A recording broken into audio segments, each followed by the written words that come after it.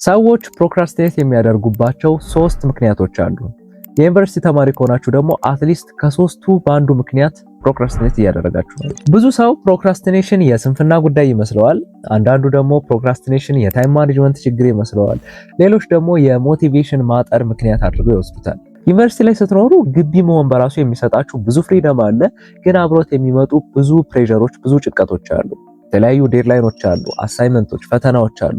ፋሚሊ እናንተን የሚጠብቅበት ኤክስፔክት የሚያደርግበት ቦታ አለ። እንዲሁም በአቅራቢያችሁ ካለው ሰዎች ጋር ደግሞ ራሳችሁንም ታወዳደራላችሁ። የኮምፓሪዥን የምንለው ነገር አለ። እነዚህ ነገሮች በሙሉ አይምሯችን ላይ ረን የሚያደርጉ ነገሮች ናቸው። እነዚህ ነገሮች ፕሬሸር ይፈጥሩባችኋል። ፕሬሸር ሲፈጠርባችሁ እንኳን አዲስ ስራ ይቅርና ኦልሬዲ የያዛችሁትንም ስራ በስርዓት መስራት አትችሉም። ስራውን መስራት በራሱ አንኮምፈርተብል ይሆንባችኋል። ስለዚህ ይህንን ነገር አቮይድ ለማድረግ ስልካችሁን ትከፍታላችሁ፣ ብዙ የሶሻል ሚዲያ ፕላትፎርሞች ላይ ስክሮል ታደርጋላችሁ። ራሳችሁን በኋላ ላይ ሰራለሁ ብላችሁ መሸወድ ትጀምራላችሁ።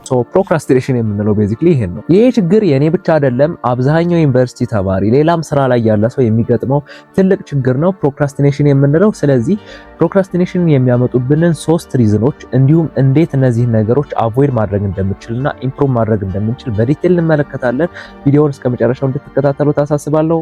ሌትስ ጎ